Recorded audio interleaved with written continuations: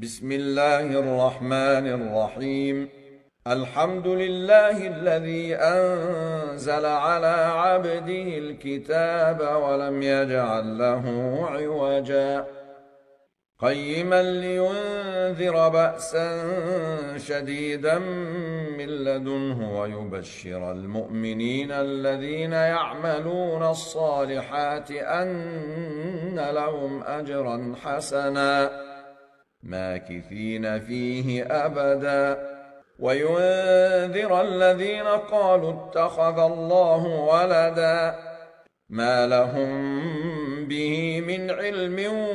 ولا لآبائهم كبرت كلمة تخرج من أفواههم إن يقولون إلا كذبا فلعلك باخع نفسك على آثارهم إن لم يؤمنوا بهذا الحديث أسفا إنا جعلنا ما على الأرض زينة لها لنبلوهم أيهم أحسن عملا وإنا لجاعلون ما عليها صعيدا جرزا أم حسبت أن أصحاب الكهف والرقيم كانوا من آياتنا عجبا إذ أوى الفتية إلى الكهف فقالوا ربنا آتنا من لدنك رحمة وهيئ لنا من أمرنا رشدا فضربنا على آذانهم في الكهف سنين عددا ثم بعثناهم لنعلم أي الحزبين أحصى لما لبثوا أمدا نحن نقص عليك نبأهم بالحق إنهم فتية آمنوا بربهم وزدناهم هدى وربطنا على قلوبهم إذ قاموا فقالوا ربنا رب السماوات والأرض لن ندعو من دونه إلها لقد قلنا إذا شططا هؤلاء قوم اتخذوا من دونه آلهة لولا يأتون عليهم بسلطان بين فمن أظلم ممن افترى على الله كذبا وإذ اعتزلتموهم وما يعبدون إلا الله فأووا إلى الكهف ينشر لكم ربكم من رحمته ويهيئ لكم من أمركم مرفقا وترى الشمس إذا طلعت تزاور عن كهفهم ذات اليمين وإذا غربت تقرضهم ذات الشمال وهم في فجوة منه ذلك من آيات الله من يهد الله فهو المهتد ومن يضلل فلن تجد له وليا مرشدا وتحسبهم أيقاظا وهم رقود ونقلبهم ذات اليمين وذات الشمال وكلبهم باسط ذراعيه بالوصيد لو اطلعت عليهم لوليت منهم فرارا ولملئت منهم رعبا وكذلك بعثناهم ليتساءلوا بينهم قال قائل منهم كم لبثتم قالوا لبثنا يوما أو بعض يوم قالوا ربكم أعلم بما لبثتم فابعثوا أحدكم بورقكم هذه إلى المدينة فلينظر أيها أزكى طعاما فليأتكم برزق منه وليتلطف ولا يشعرن بكم أحدا إنهم إن يظهروا عليكم يرجموكم أو يعيدوكم في ملتهم ولن تفلحوا إذا أبدا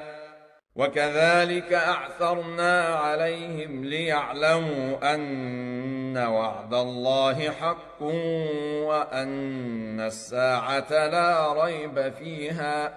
وأن الساعة لا ريب فيها إذ يتنازعون بينهم أمرهم فقالوا ابنوا عليهم بنيانا ربهم أعلم بهم قال الذين غلبوا على أمرهم لنتخذن عليهم مسجدا سيقولون ثلاثة رابعهم كلبهم ويقولون خمسة سادسهم كلبهم رجما بالغيب ويقولون سبعة وثامنهم كلبهم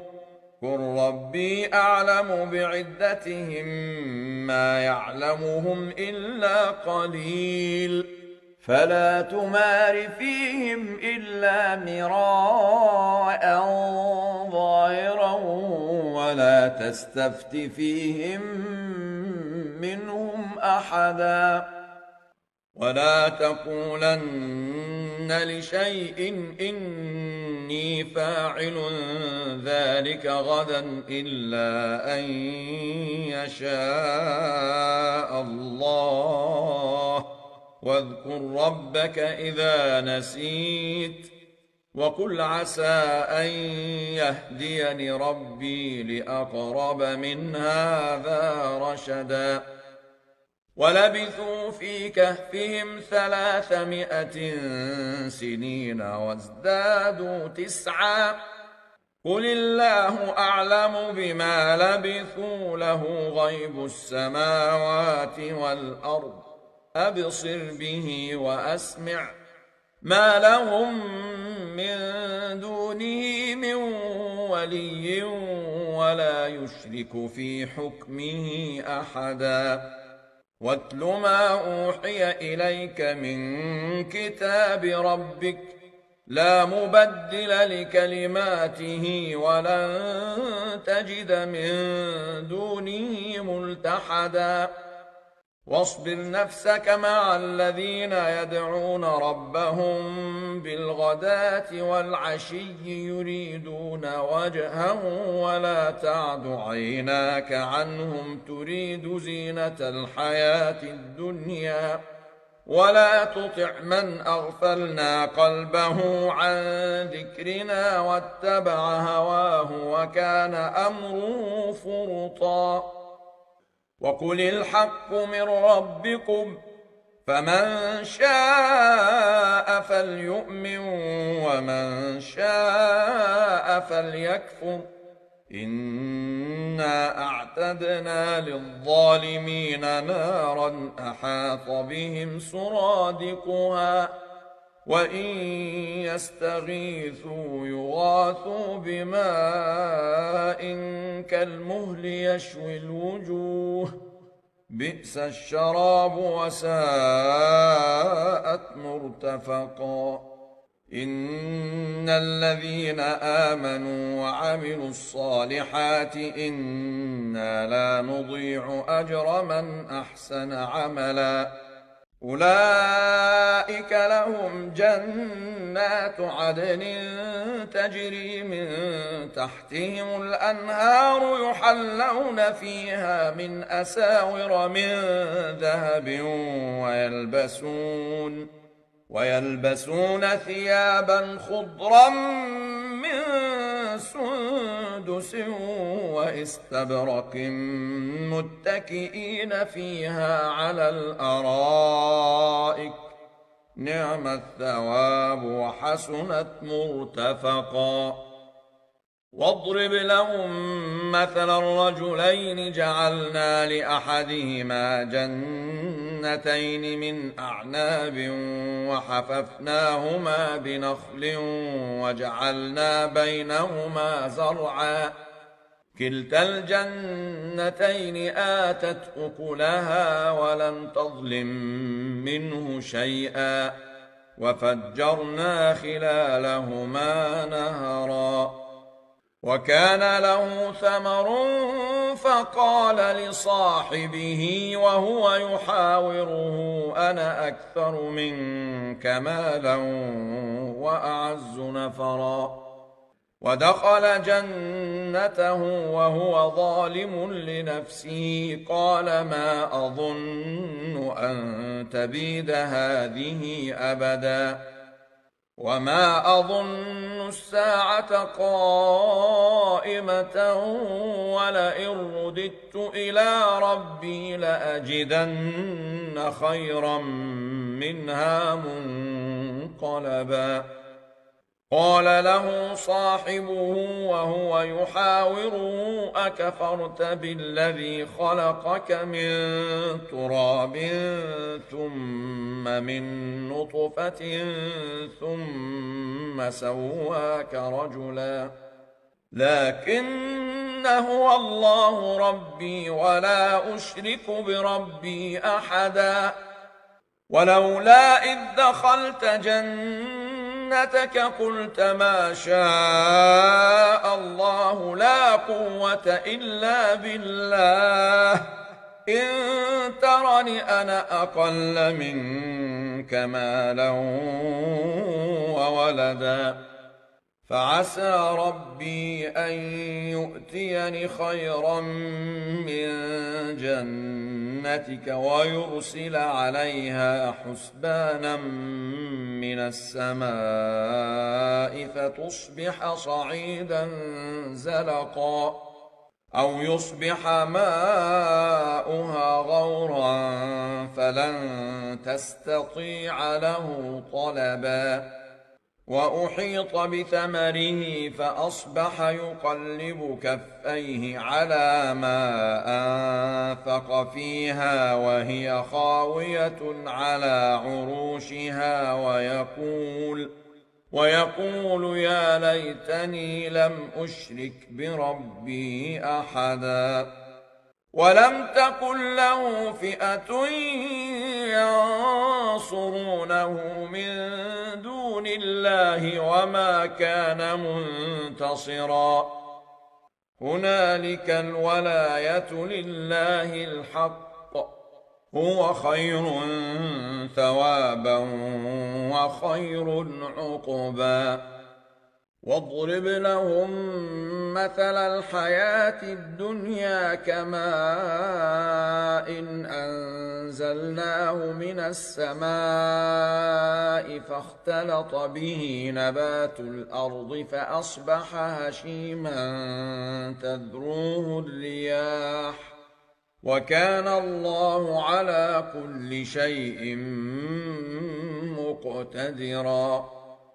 المال والبنون زينة الحياة الدنيا والباقيات الصالحات خير عند ربك ثوابا وخير أملا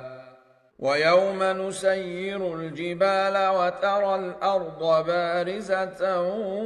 وحشرناهم فلم نغادر منهم أحدا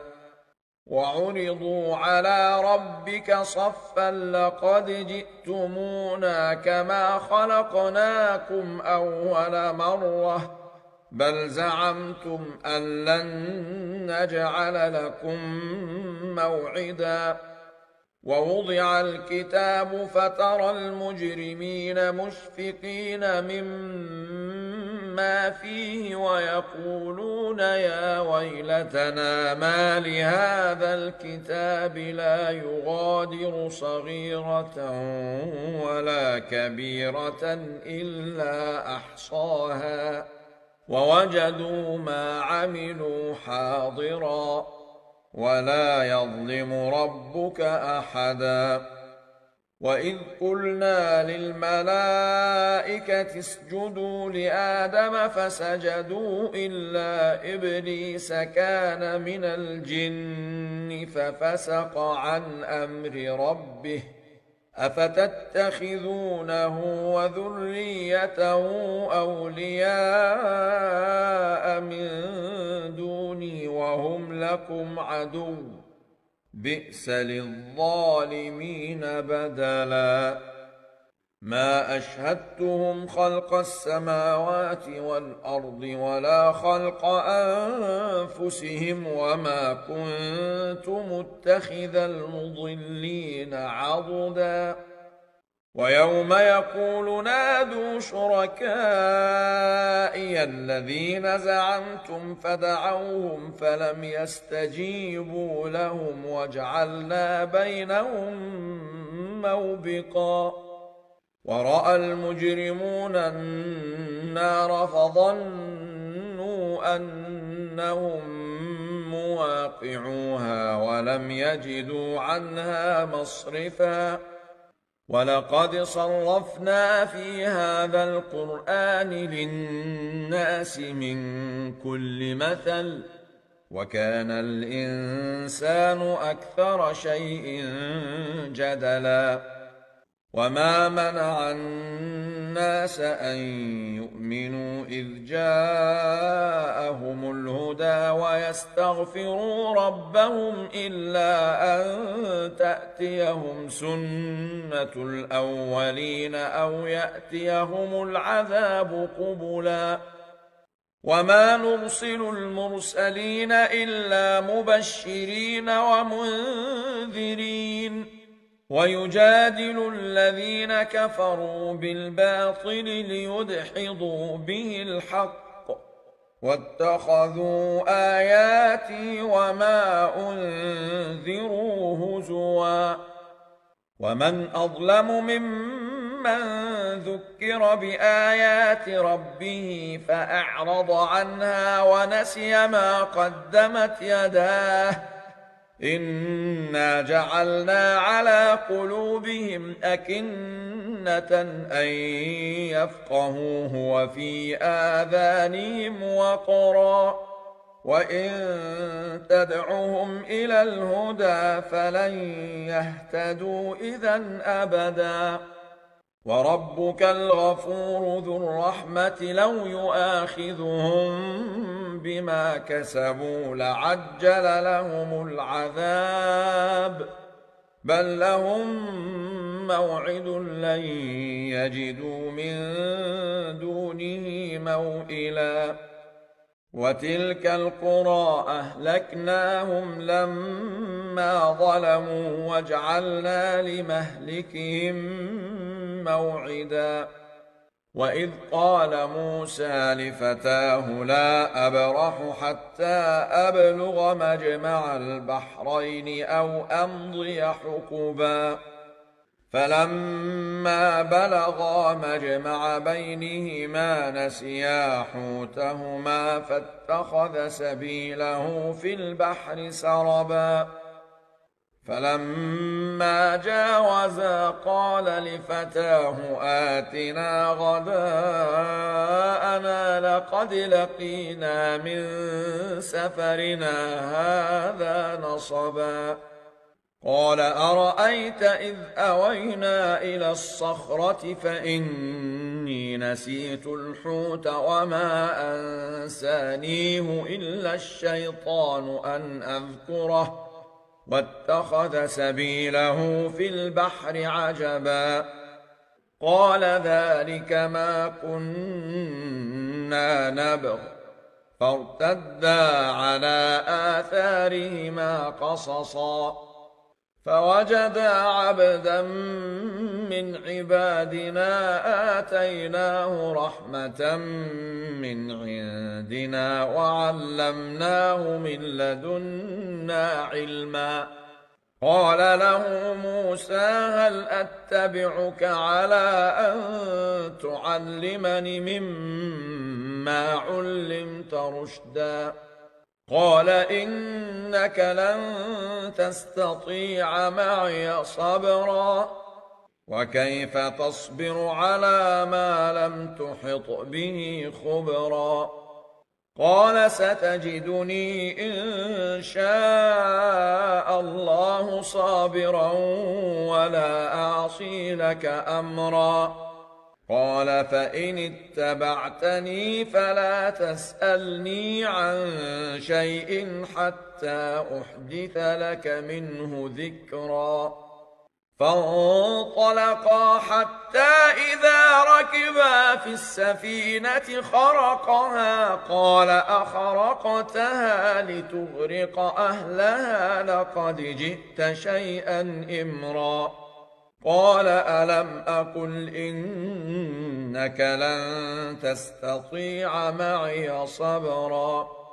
قال لا تؤاخذني بما نسيت ولا ترهقني من أمري عسرا فانطلقا حتى إذا لقيا غلاما فقتله قال أقتلت نفسا زكية بغير نفس لقد جئت شيئا نكرا قال ألم أقل لك إنك لن تستطيع معي صبرا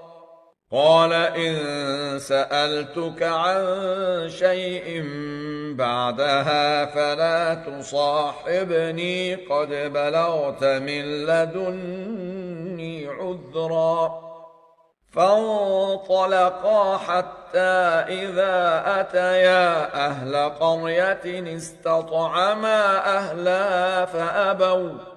استطعما أهلها فأبوا أن يضيفوهما فوجدا فيها جدارا يريد أن ينقض فأقامه قال لو شئت لاتخذت عليه أجرا قال هذا فراق بيني وبينك سأنبئك بتأويل ما لم تستطع عليه صبرا أما السفينة فكانت لمساكين يعملون في البحر فأردت أن أعيبها وكان وراءهم ملك يأخذ كل سفينة غصبا وأما الغلام فكان أبواه مؤمنين فخشينا أن يرهقهما طغيانا وكفرا فأردنا أن يبدلهما ربهما خيرا منه زكاة وأقرب رحما وأما الجدار فكان لغلامين يتيمين في المدينة وكان تحته كنز لهما وكان أبوهما صالحا فأراد ربك أن يبلغا أشدهما ويستخرجا كنزهما رحمة من ربك وما فعلته عن أمري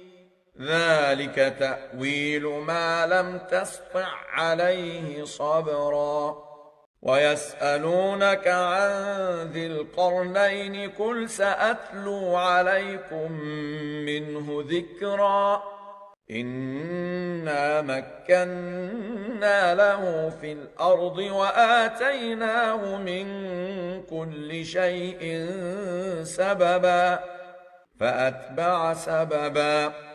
حتى إذا بلغ مغرب الشمس وجدها تغرب في عين حمئة ووجد عندها قوما قلنا يا ذا القرنين إما أن تعذب وإما أن تتخذ فيهم حسنا قال أما من ظلم فسوف نعذبه ثم يرد إلى ربه فيعذبه عذابا ذكرا. وأما من آمن وعمل صالحا فله جزاء الحسنى وسنقول له من أمرنا يسرا. ثم أتبع سببا حتى إذا بلغ مطلع الشمس وجدها تطلع على قوم لم نجعل لهم من دونها سترا. كذلك وقد أحطنا بما لديه خبرا. ثم أتبع سببا حتى إذا بلغ بين السدين وجد من دونهما قوما لا يكادون يفقهون قولا. قالوا يا ذا القرنين إن يأجوج ومأجوج مفسدون في الأرض فهل نجعل لك خرجا على أن تجعل بيننا وبينهم سدا. قال ما مكني فيه ربي خير فأعينوني بقوة أجعل بينكم وبينهم ردما. آتوني زبر الحديد حتى إذا ساوى بين الصدفين قال انفخوا حتى إذا جعله نارا قال آتوني أفرغ عليه قطرا. فما استطاعوا أن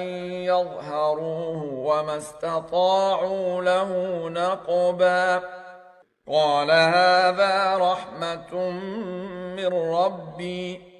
فإذا جاء وعد ربي جعله دكا وكان وعد ربي حقا. وتركنا بعضهم يومئذ يموج في بعض ونفخ في الصور فجمعناهم جمعا. وعرضنا جهنم يومئذ للكافرين عرضا. الذين كانت أعينهم في غطاء عن ذكري وكانوا لا يستطيعون سمعا. أفحسب الذين كفروا أن يتخذوا عبادي من دوني أولياء إنا أعتدنا جهنم للكافرين نزلا. قل هل ننبئكم بالأخسرين أعمالا الذين ضل سعيهم في الحياة الدنيا وهم يحسبون أنهم يحسنون صنعا.